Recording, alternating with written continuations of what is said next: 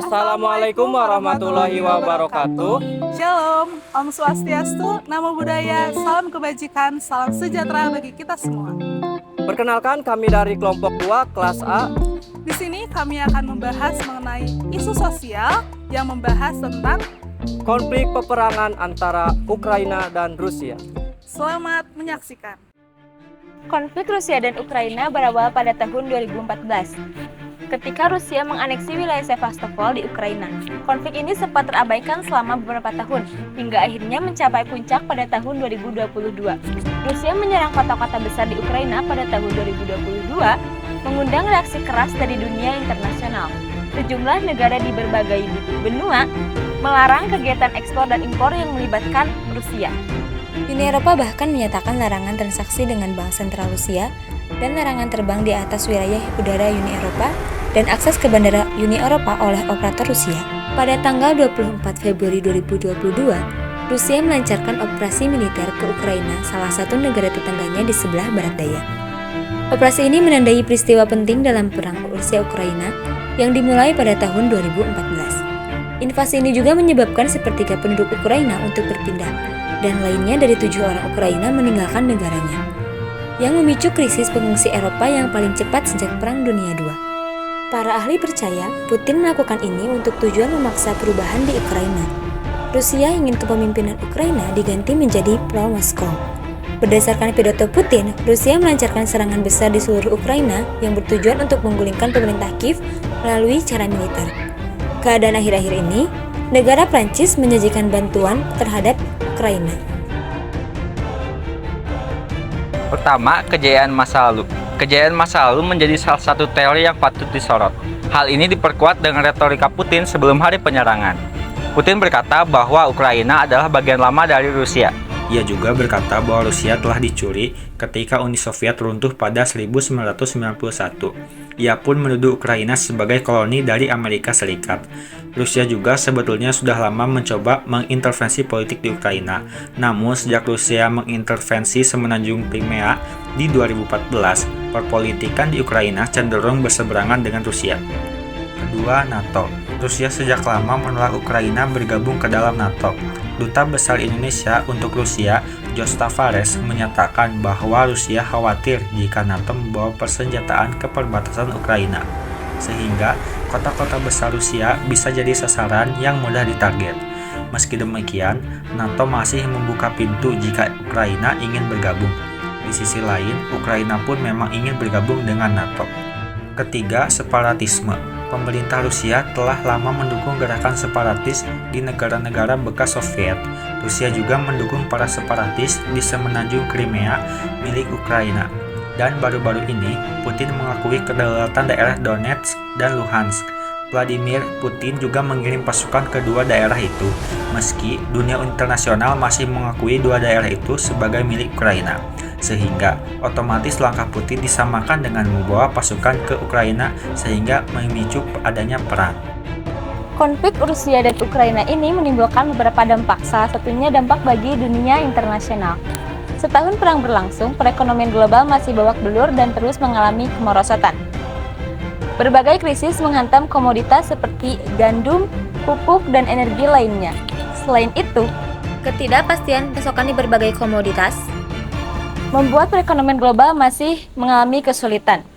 Di Eropa, lonjakan harga besar terjadi di beberapa dekade terakhir hingga terancam resesi. Harga minyak global langsung melambung tinggi setelah peperangan tersebut dimulai. Harga minyak global menyentuh angka $127 AS per barel. Tak hanya mempengaruhi harga minyak dunia, sejak invasi Rusia berlangsung, berbagai komoditas berkontribusi terhadap lonjakan inflasi. Komoditas lain yang diproduksi secara besar-besaran di Rusia juga telah melonjak termasuk nikel dan aluminium. Organisasi Pangan dan Pertanian atau FAO melaporkan harga pangan dunia meningkat setelah Rusia melancarkan invasinya ke Ukraina. Pasokan gandum, jelai, dan minyak goreng dari Rusia dan Ukraina terganggu, karena dua negara ini merupakan lumbung pangan dunia yang menyumbang 30% dari ekspor gandum global. Dampak perang Rusia-Ukraina juga membawa volatilitas ke pasar saham. Konflik ini menciptakan ketidakpastian politik dan ekonomi yang menyebabkan investor menjadi khawatir. Ketika investor kehilangan kepercayaan, mereka cenderung menjual saham mereka yang akan menyebabkan penurunan nilai saham di seluruh dunia. Konflik yang terjadi antara Rusia dengan Ukraina ini juga turut berdampak positif bagi perekonomian Indonesia, yakni dengan naiknya cadangan devisa. Karena cadangan devisa merupakan komponen tabungan nasional. Ekspansi dan kuantitasnya mengirim pesan ke pasar keuangan internasional tentang kebenaran kebijakan moneter. Di dalam konflik peperangan antara Ukraina dan Rusia, memang terdapat dampak positif bagi neraca perdagangan di Indonesia.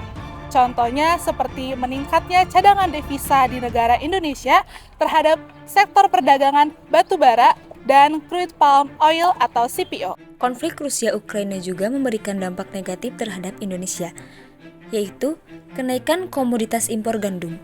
Gandum adalah produk pertanian yang paling terkena dampak pembatasan atau larangan ekspor. Bahan dasar utamanya adalah tepung terigu, yang kemudian diubah menjadi makanan seperti roti dan mie instan. Padahal, salah satu konsumen dan produsen mie instan terbesar dunia adalah Indonesia, yang juga mengimpor gandum. 2. Kenaikan harga minyak. Perang Rusia dengan Ukraina telah berdampak pada harga energi global. Rusia memiliki kapasitas produksi hingga 9,7 juta barel minyak per hari. Padahal setelah Amerika Serikat menghasilkan minyak terbanyak kedua. Saat ini harga minyak sudah menyentuh angka 100 US dollar per barel.